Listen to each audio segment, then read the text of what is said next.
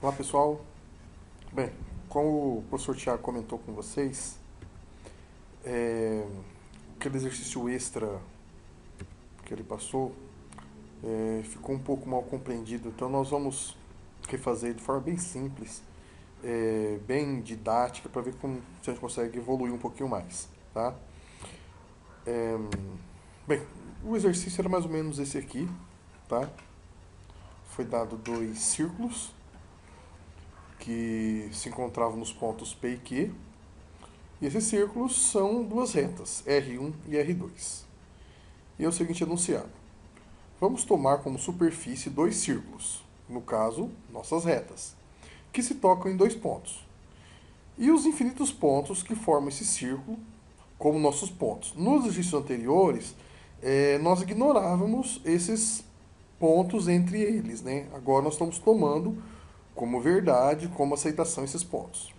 Bem, olhem o que estudamos até agora e veja como como funciona e como não funciona nessa geometria. O que funciona e o que não funciona nessa geometria. Bem, para começar, nós vamos analisar os postulados que o professor Tiago apresentou para nós até o momento, foi aqui até o postulado 6, tá? E alguns teoremas também. Então vou deixar separadinhos, apresentar de forma separada para não misturar, para ficar mais fácil de compreender, tá bom? Então vamos lá, vamos trabalhar com as ferramentas que nós temos da forma mais simples possível, tá bom? Vamos lá. Primeiro postulado: dado dois pontos distintos, existe uma única reta que os contém. Então vamos analisar agora aqui pela figura. Tá? Eu tenho o ponto P, o ponto Q, eu tenho a reta R1 e a reta R2. Então, dados dois pontos distintos, ponto P e ponto Q, existe apenas uma única reta que contém esses dois pontos. Isso é verdade? Não. Por essa geometria aqui, isso não é verdade. Porque tanto o ponto P quanto o ponto Q estão contidos em R1 e R2. Então, se eu pegar aqui R1, eu tenho o ponto P e tenho o ponto Q. Se eu pegar R2, eu tenho o ponto P e tenho o ponto Q. Então, vamos escrever isso. Verificamos que a reta R1 contém o ponto P e o ponto Q. E a reta R2 contém o ponto P e o ponto Q.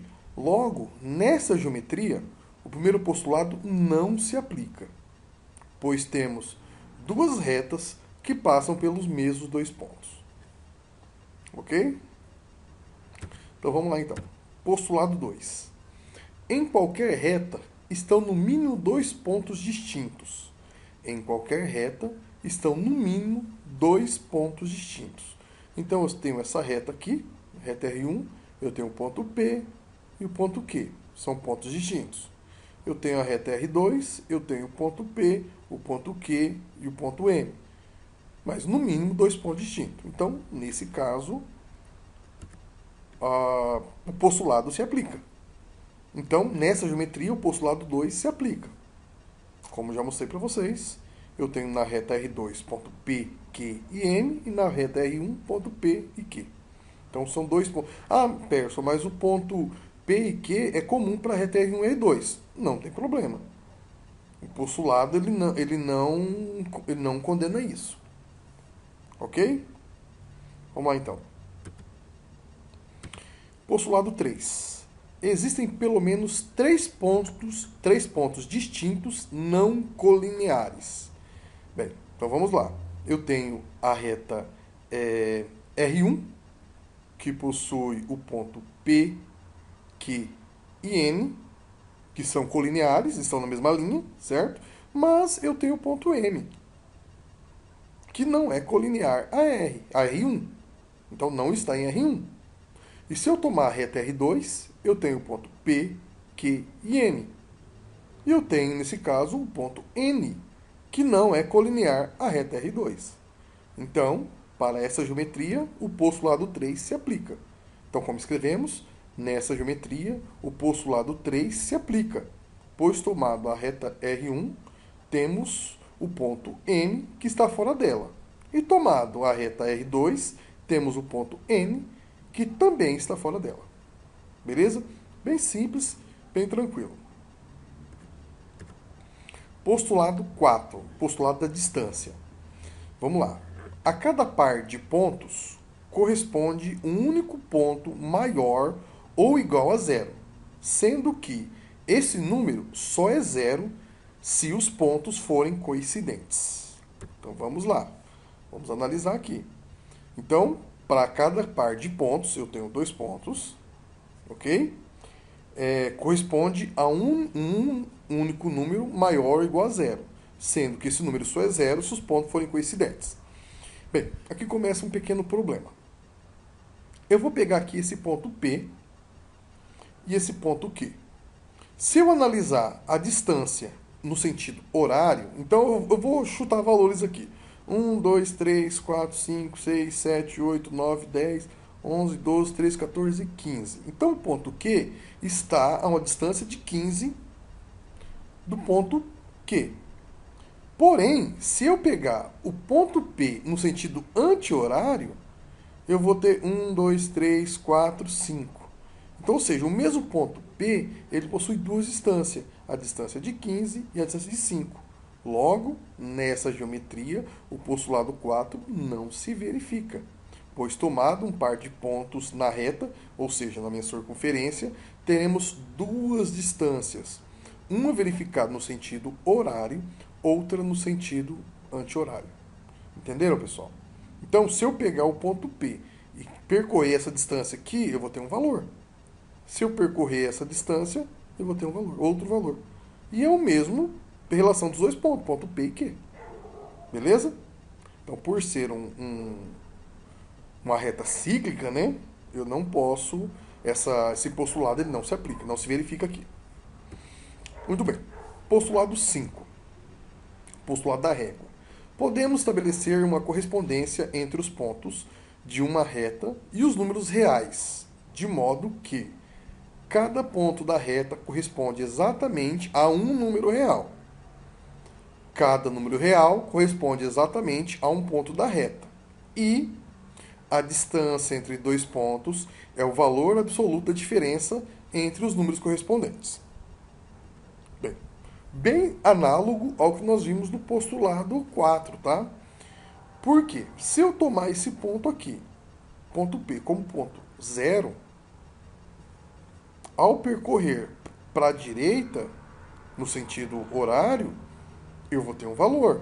Ao percorrer para a esquerda, no sentido anti-horário, eu vou ter outro valor.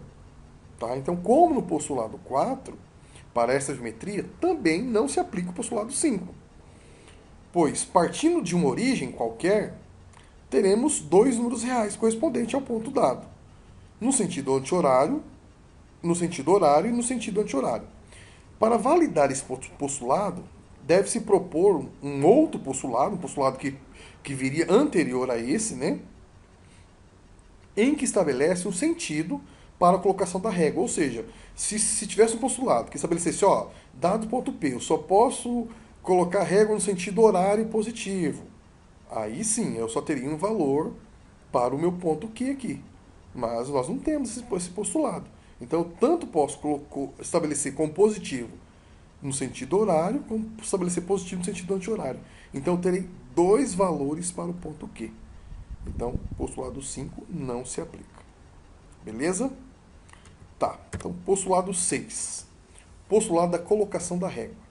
Dado dois pontos, ponto P e ponto Q, numa reta, pode ser escolhido um sistema de coordenadas de modo que a coordenada P seja zero e a coordenada Q seja positiva. Então vamos lá. Bem, como nós já tínhamos visto o probleminha da reta cíclica, né? A reta que volta ao mesmo ponto, que faz movimento circular, estabelece o mesmo problema. Então, como nessa geometria os postulados 4 e 5 não se verificam, logo o postulado 6 também não se aplica, pois tomado três pontos, ponto M, P e Q, na reta R2, como por exemplo, tomando M como zero e Q como positivo, logo teremos uma dualidade em P, pois ele será negativo por estar à esquerda de M e ao mesmo tempo será positivo por estar à direita de Q. Vamos entender melhor isso aqui. eu tenho esse aqui, ó. Nessa reta, reta R2. Eu tenho o ponto P, ponto Q e ponto M. Aí eu vou estabelecer aqui que o meu ponto zero é o M, certo? Então, o que está à minha direita vai ser positivo. Então, o meu Q é positivo, certo? Porque está à direita de M. Automaticamente, o meu ponto P ele é negativo, porque ele está à esquerda de M. Mas quando eu chego aqui no ponto Q, eu verifico que o meu ponto P está à direita de Q. Então, meu ponto P é positivo. Mas, ao mesmo tempo que ele está à direita de Q, ele está à esquerda de M. Então, chegou na dualidade. Então, como que ele pode ser positivo e negativo? Então, esse sexto postulado também não se aplica nessa geometria. Beleza? Então, vamos ver só como ficou isso aqui. Bem, esse era o nosso probleminha, nossa situação problema, porque o professor sugeriu. Então, o que nós temos? Postulado 1 é falso, não se aplica. Postulado 2 se aplica. Postulado 3 se aplica. O 4 não se aplica. O 5 não se aplica. E o 6 não se aplica. Beleza? Bem, como eu falei para vocês, nós íamos separar entre postulados e teoremas. Tá? Então, agora vamos trabalhar os teoremas que nós aprendemos nessas 2 semanas aí, porque o professor já estabeleceu para nós, já passou para nós. Vamos lá. Vamos analisar os teoremas agora. Agora o teorema 1.2. Lembrando, pessoal, se o postulado já quebrou, é bem provável que o teorema que se... Bem provável não, o teorema que se apoie naquele postulado vai quebrar também. Tá? Então vamos ter isso em mente. O teorema 1.2. Duas retas concorrentes interseccionam-se em um único ponto. Então, se eu tenho duas retas concorrentes, duas retas que se cruzam, elas vão se cruzar em um único ponto? Nessa geometria, eu já verifico que não. Por quê? Eu tenho a reta R1 e a reta R2 que estão se cruzando no ponto P e no ponto Q.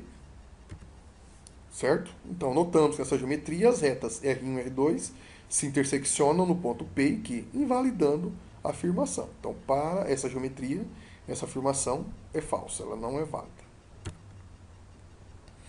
Okay. Então, teorema agora 1.3. Dado uma reta, essas são 3 itens, né, tá? Dado uma reta, existe pelo menos um ponto que não pertence a ela. Então, se eu tenho uma reta, existe pelo menos um ponto que não pertence a essa reta. Então, como posso verificar aqui, eu tenho a reta R1, eu tenho o ponto P e Q na reta R1. Logo, eu tenho o ponto M que não pertence a essa reta. Então, pelo postulado 3, é possível observar um ponto fora dessa reta, seja na reta R1 ou seja na reta R2. Item 2. Também do postulado no ponto 3, tá? Dado um ponto qualquer, existe pelo menos uma reta que não passa por ele. Então, dado um ponto qualquer, eu tenho pelo menos uma reta que não passa por ele. Bem, para que esse teorema seja verdadeiro, seria necessário a inexistência do ponto P e do ponto Q. Por quê? Por P e Q sempre passa a reta R1 e a reta R2. Então, dado um ponto qualquer, existe pelo menos uma reta que não passa por ele. Então, isso não é verdade. E item C, dado um ponto qualquer, existe pelo menos duas retas que passam por ele. Dado um ponto qualquer, existe pelo menos duas retas que passam por ele. Bem, de novo, tem o nosso M aqui, que está sobrando, né? Então, esse teorema não se sustenta, pois o ponto M é contido apenas na reta R2. Beleza? Estão vendo que é bastante simples, tá? São apenas verificações lógicas diretas. Teorema 1.5. Sejam dados uma reta R e 3 pontos ABC pertencentes a ela, com coordenadas x, y, z, respectivamente. Se x, y, z, então A, B e C. Ou seja, eu posso estabelecer um valor numérico a um ponto da minha reta. Ok? Bem, aí voltamos àquele probleminha lá do postulado 4, postulado 5. Por se tratar de uma reta cíclica, eu não posso afirmar isso. Por quê? Eu tenho o ponto P aqui. Eu vou atribuir valor. 1, 2, 3, 4, 5, 6, 7, 8, 9, 10, 11, 12, 13, 14 e 15. Então, no ponto Q vale 15. Agora, se eu tomar no sentido anti-horário, 1, 2, 3, 4, 5. Então, eu vou ter dois valores atribuídos ao mesmo ponto. Tá? Então, como escrevemos isso? Como nesta geometria os postulados 4 e 5 não se aplicam, logo é impossível estabelecer as coordenadas x, y e z aos pontos A, B e C.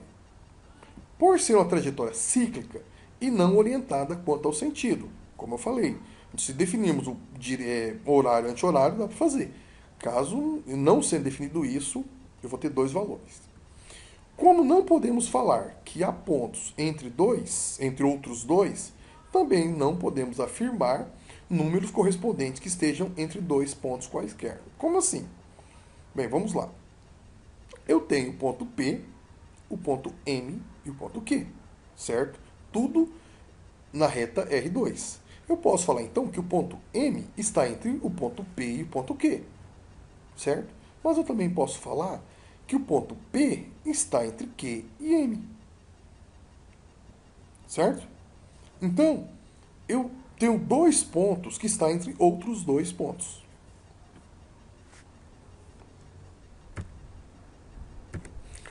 Teorema 1.6. Dado três pontos distintos pertencentes à mesma reta, um e apenas um deles está entre outros dois. Nós acabamos de falar sobre isso, dessa impossibilidade por tratar de círculos. Então eu não posso falar que apenas um desses pontos está entre outros dois. Tá? Como o teorema 1.5 já verificamos a impossibilidade de se estabelecer um ponto entre outros dois, logo não faz sentido definir um único ponto estando entre outros dois. Ok? Repetindo mais uma vez, eu tenho o ponto P, Q e M. Eu posso falar que M está entre P e Q, mas eu também posso falar que Q está entre P e M. E M está entre P e Q. Ok? Bem, teorema 1.7. Se A e B são pontos distintos quaisquer, então existe um ponto C, tal que A, B e C. Ou seja, eu tenho um ponto C que está à direita de B. Item 2. Existe um ponto C', tal que C' está à esquerda de B e o ponto C está à direita de B. E existe um ponto D, tal que D esteja entre A e B. Bem, começando pelos itens 1 e 2, como estamos em uma reta cíclica, logo, todo número que está à esquerda também pode estar à direita. Nós já vimos isso, já falamos sobre isso nos teoremas anteriores. Já no item 3, tomamos a inaplicabilidade do postulado 4 e 5, relembrando a inaplicabilidade do postulado 4 e 5. Assim, da mesma forma que o ponto D pode estar entre A e B, também B pode estar entre A e D. Tá? O mesmo exemplozinho que eu dei dos pontos P, Q e M, certo? Eu também posso aplicar para os pontos A, B e D. Então, A, B e D, P, Q e M. Beleza?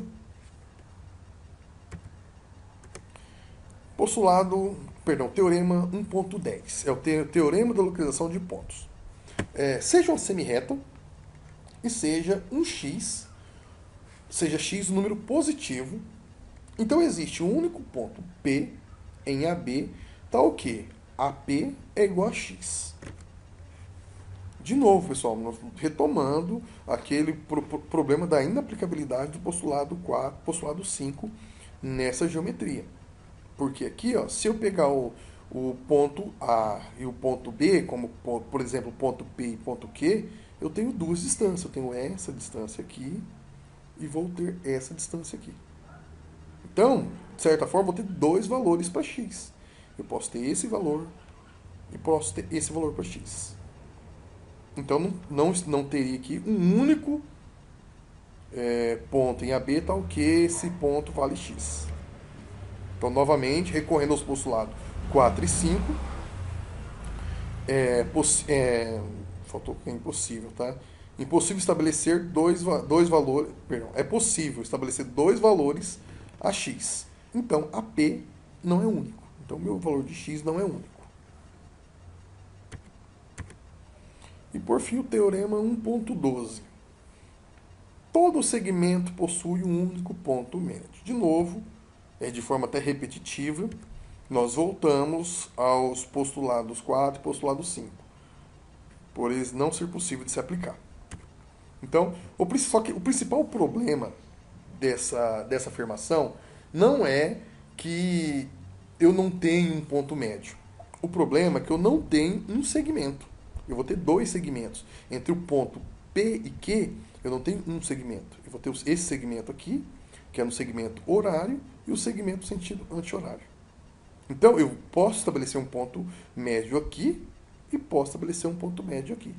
Então, entre dois pontos, nesse caso, eu terei dois pontos médios e não apenas um ponto médio. Então, como eu escrevo isso? O principal problema dessa afirmação é que cada dois pontos, nessa geometria, temos dois segmentos e não apenas um. Como na geometria usual. Então, como não podemos definir um único segmento com dois pontos, também não podemos estabelecer o ponto médio entre eles. Ok? Pessoal, então basicamente era essa atividade que, de forma bem simples, tá? Que era para ter desenvolvido. Então eu espero que isso tenha ajudado vocês para poder desenvolver um pouco mais. E bons estudos e até a próxima, pessoal.